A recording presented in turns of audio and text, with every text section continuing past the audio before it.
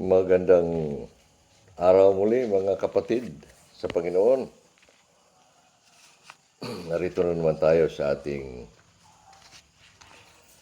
pangangaral ng salita ng Diyos. Tayo narito na sa unang buwan ng Pebrero. At kaya nagpapasalamat sa Diyos na tayo nakarating pa sa mga panahong ito. Lalo na sa mga panahon pa rin ng pakikinig sa salita ng Diyos at sa akin sa pangangaral ng salita ng Diyos.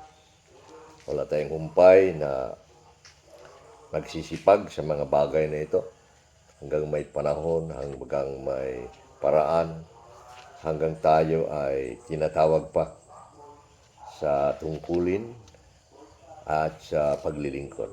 Tayo muna'y manalangin mga kapatid. Aming makapangyarihang Diyos, aming pinagkakatibala sa inyo muli. Ang inyong mga salita na kami ngayon ay mag-aral, makikinig at magbigay sa aming mga sarili, sa aming mga isip, sa aming mga panahon upang ikaw ay luwalhatiin. Samahan niyo kami sa mga bagay na aming tuklasin, na aming pakinggan, na aming unawain. At ituro niyo sa amin ang mga katotohanan ukol sa aming pagkahirang. Sa pangalan ni Kristo Jesus. Amen. Mga kapatid, sa nakalipas na dalawang pag-aaral, sinimulan natin ang unang Tesalonica. At naway nakaalala kayo sa mga unang aral na ating pinakinggan ukol sa iglesia ng Tesalonica. Ito isang iglesia na sinimulan ng Apostol Pablo kasama ang kaniyang mga kapatid sa Panginoon na si Timoteo at iba pa. Ngunit sa ating kaalaman na hindi sila nagtagal doon. Ngunit sila ay nagkaroon ng mga pag-aaklas ng mga kalaban ng iglesia. Ngunit sapagkat sila ay mga hinirang, sila ay mga tunay na mga pag-aari ng Diyos na kailangan tawagin at kailangang sasampalataya at kailangang sumunod at maglingkod, sila ay naging iglesia. At tingnan natin ang pagkahirang ng Diyos sa mga taga-Tesalonica. Ang ating mensahe ngayon ay ang paghihirang ng Diyos ng mga mananampalataya sa kaligtasan.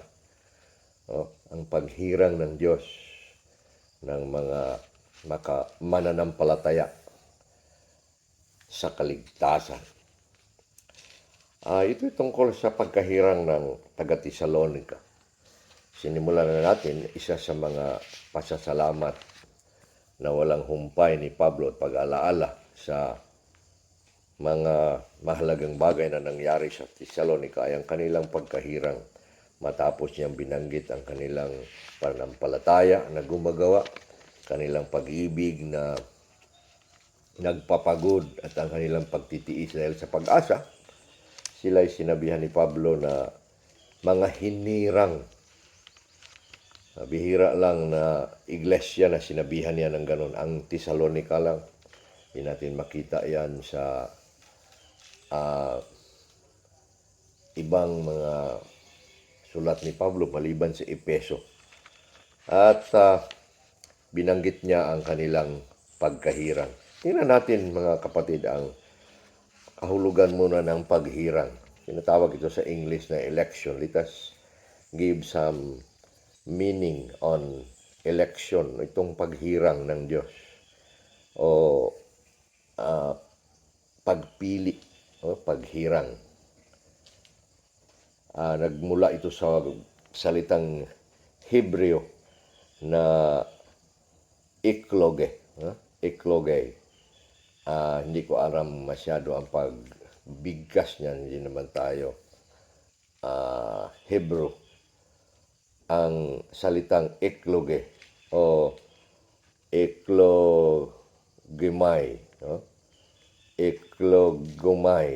Eklegomai ay nagkahulugan ng gawa at galaw ng pipili. Ikaw ay kumuha sa marami upang pumili. No? Halimbawa, may isang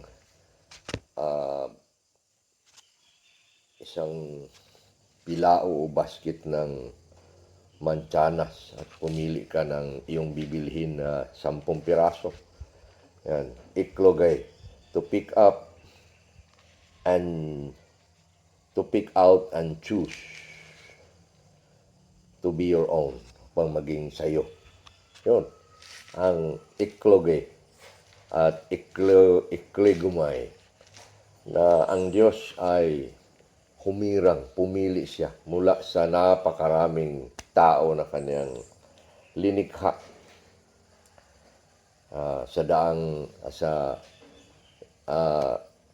sa lumang tipan. Ay pinili niya ang isang bayan, mga tao, sa lahat ng mga tao. Sa bagong tipan, pinili niya ang iglesia, ang kanyang tunay na mga tao na pag-aari, kanyang bayan, upang maging kanya. Yan ang prioridad ng Diyos. Yan ang kanyang kapangyarihan na gumawa nito. At tingnan natin ang iba't ibang uri ng paghihirang ng Diyos sa Biblia, pang malaman na makita natin ang kaibhan ng paghihirang ng Diyos. Unang uri ng paghirang ng Diyos ay ang paghirang ng isang bayan, mga tao, isang bansa ng Israel. Paghirang ng Diyos sa bansa ng Israel. Humirang siya ng mga tao. Sa lahat ng mga tao sa mundo, sa lahat ng uri ng mga salita, lahat ng bayan ng mundo, mga bansa, siya pumili lang ng isa na kanyang maging banal na bayan. Sabi ng Biblia, na kanyang maging hinirang na bansa, ang Israel.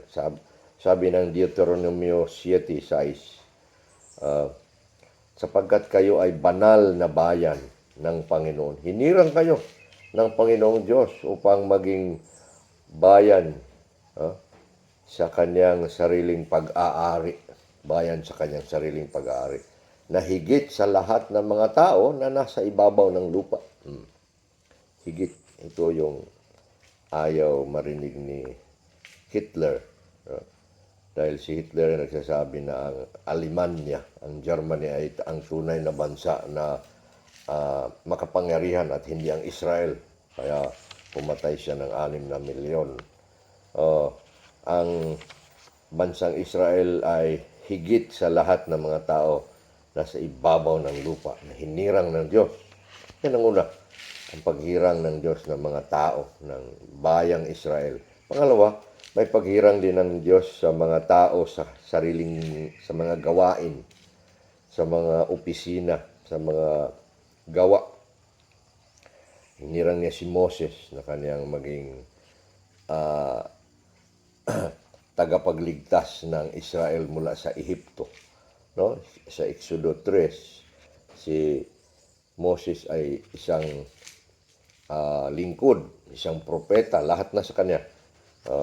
Lingkod, propeta, alagad, at siya'y isang tao na kamukha ng Panginoong Hesus Kristo, na siya ang parang tagapagligtas. Siyang uri ng Kristo sa dating tipan. Kung si Kristo sa bagong tipan ang naging tagapagligtas ng bayan, ng lahat ng tao. upang dalhin sa kaligtasan sa dating tipan ay si Moses. Hinirang ng Diyos ayon sa Exodus 3 ang Moses na ito. Mga pari, hinirang din ng Diyos ayon sa Deuteronomy 18:5. Humirang siya ng mga alagad sa templo, ang mga pari, ang mga saserdote, na maglingkod sa Diyos para sa mga tao. Sa maraming bagay tungkol sa kanilang pagkilala sa Diyos, paglilingkod sa Diyos,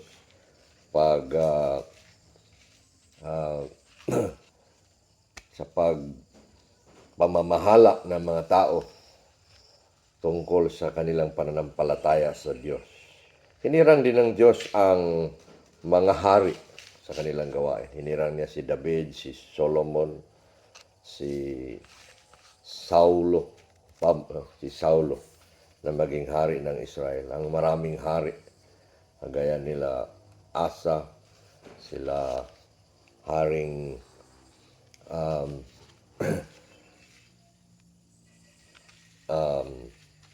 maraming hari sa binanggit sa kasulatan. At yan ay mga hinirang ng Diyos. Hinirang din ng Diyos ang mga propeta. Sa Jeremias 1:5, kagaya ni Jeremias, hinirang na siya nung siya hindi pa isinilang, sabi niya. Mga paghirang ng mga propeta Isaias, Jeremias, Daniel. Hinirang niya si Osias, hinirang niya si Hageo, hinirang ang mga propeta ng dating tipan. Hinirang din ang mga apostoles. Tinawag sila at hinirang. Sabi ng 15:16 ng Juan, hindi kayo ang pumili sa akin, ako ang pumili at humirang sa inyo upang kayo'y humayo at mamunga. Yun. Mga paghihirang ng Diyos ng mga tao ayon sa kanilang gawain, ayon sa kanilang tawag upang gagawa ng mga bagay para sa paglilingkod ng Diyos, sa Diyos.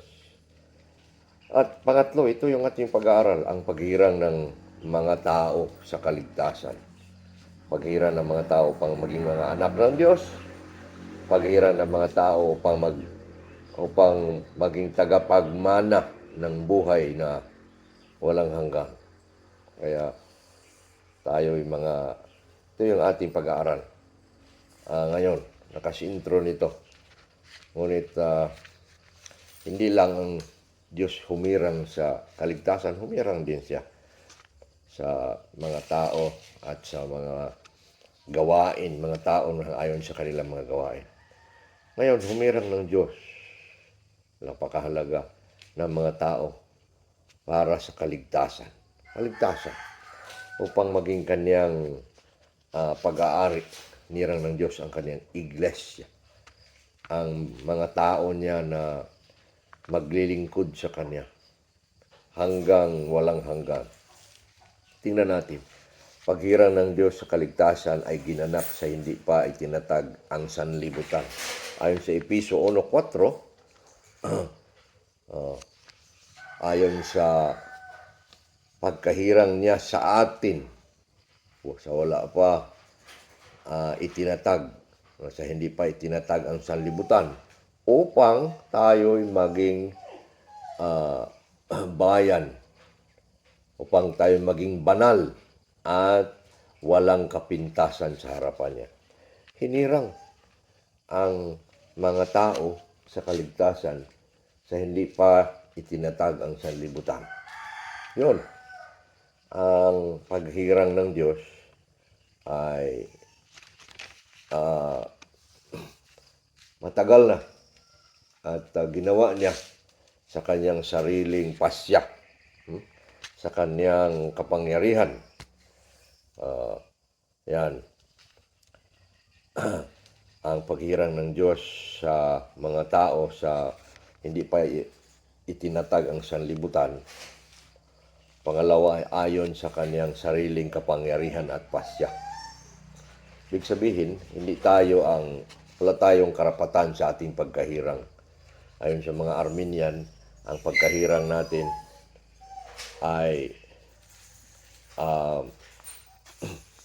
ating desisyon. Wala tayong desisyon sa ating pagkahirang. Ito'y desisyon ng Diyos sa atin. Desisyon ng Diyos sa tao na kanyang hihirangin, na kanyang pipiliin. At so humirang ang Diyos, hindi pa itinatag ang sanlibutan. Pangalawa, hinirang ng Diyos ang kanyang iglesia, ang mga tao sa kaligtasan ayon sa kanyang kapangyarihan at sa kanyang sariling pasya. Yung tinatawag natin yan na sovereign will, sovereign grace of God. Ang pasya ng Diyos sa paghirang. Pangalawa mga kapatid, ang pangatlo, ang paghirang ng Diyos. Pangatlo na pala, ang paghirang ng Diyos sa mga tao sa kaligtasan ay sa pamamagitan ng kapangyarihan ng Ebanghelyo at kapangyarihan ng banal na Espiritu. Ito ang kinilala at pinahayag ni Pablo sa kanyang pagtukoy sa mga taga-Tesalonika na sila'y mga hinirang. Sinabi niya na kinilala namin ang inyong pagkahirang sapagkat nang dumating at tinanggap ninyo ang Ebanghelyo, ang aming Ebanghelyo, ay dumating ang Ebanghelyo sa inyo, hindi sa salita lamang, kundi sa kapangyarihan. Kundi sa kapangyarihan. Tingnan natin. Ang 1 Tesalonica 1:5 nagsabi, sapagkat hindi nakarating sa inyo ang aming Ebanghelyo sa salita lamang, kundi sa kapangyarihan din sa pamamagitan ng banal na Espiritu at sa lubos na katiyakan. Tingnan nyo, ang paraan na ang Diyos ay humirang ng kailangan ng hirangin, no? Ito yung aktual na paghirang sapagkat ang paghirang noon pa sa hindi pa tayo isinilang o hindi pa itinatag ang sanlibutan. Ngunit ang paraan na tunay ngang isagawa ng paghirang ay ayon sa Ebanghelyo. Na ang Ebanghelyo ipahayag na at ito'y tawagin na ang mga tao ay kailangang ipakilala ng Diyos ang kapangyarihan ng banal na Espiritu, ng salita ng Diyos, ang Ebanghelyo at ang kapangyarihan ng banal na Espiritu. So dalawang bagay, dalawang kapangyarihan ang gagalaw sa ating pagkahirang. Sabihin lang natin ang pagkahirang, election at conversion ay nagsasama. Ang ating conversion, yung ating pagkilala sa Ebanghelyo, kay Kristo sa Ebanghelyo at ang ating pagsisisi, ay siya na yung paraan na tayo ngay hinirang. Ito na. Pinatunayan ng Diyos tayo ngay mga hinirang na tayo tatawagin ng Ebanghelyo sa pamamagitan ng kapangyarihan ito at ang banal na Espiritu na gumagalaw. Yun. Sinabi naman niya sa pangalawang Tesalonica 2:13, dahil hinirang niya kayo sa kaligtasan, buhat pa sa pasimula. Ito niyang sinabi. Ito na yung sulat niya sa pangalawang Tesalonica, binasa natin. Buhat pa sa pasimula, sapagkat yung unang sulat sa Tesalonica sa pasimula ay sila ngay hinirang sa pamamagitan ng kapangyarihan ng banal na Espiritu. At ginukoy ni Pablo dito sa pamamagitan ng pagpapabanal ng Espiritu. So, sanctification of the Spirit. At sa pagtitiwala sa katotohanan. Itong pagtitiwala sa katotohanan, ito yung pagtitiwala sa Ebanghelyo. Sapagkat ang Ebanghelyo ay tinatawag naman na salita ng katotohanan. Dalawang bagay ang mangyayari kapag tayo hirangin ng Diyos sa aktual na pagtawag sa atin ng mga hinirang. Ang tawagin tayo, hirangin tayo sa pamamagitan ng kaniyang ebanghelyo, sa pamamagitan ng kapangyarihan ng banal na Espiritu. Kaya yon ang sinabi sa ating dating bersikulo sa Roma 1:16 na tayo yung mga hindi mahihiya sa ebanghelyo sapagkat ito nga ang kapangyarihan ng Diyos sa ikaliligtas ng mga sumasampalataya. Kaya ang ebanghelyo ng kapangyarihan sa kaligtasan ay dahil sa kapangyarihan ng banal na Espiritu at kapangyarihan ng ebanghelyo, ang salita ng Diyos. Yan. At pang-apat, mga kapatid, ang pagkahirang ng mga mananampalataya sa kaligtasan ay lubos na ang pagkahirang ng mga mananampalataya sa kaligtasan ay pinapatunayan sa lubos na pagsisikap sa pamumuhay at paglilingkod sa Diyos. Lubos na pagsisikap at paglilingkod sa Diyos. Ang pagkahirang ng Diyos sa tao ay nangangailangan ng ebidensya, nangangailangan ng gawa. Hindi naman na ipapagawa ka upang ikaw hirangin. Mangailangan ng patunay na tayo ngay mga hirang ng Diyos. Ito ang tawag o ito ang hamon ni Pedro sa pangalawang Pedro 1:10. Sabi niya, sabi niya, kaya nga mga kapatid, pagsikapan ninyo upang mapatunayan at matitiyak ang inyong pagkahirang. Sa English pa, be diligent to make your calling and election sure. So yung calling at election nagsasama yan eh.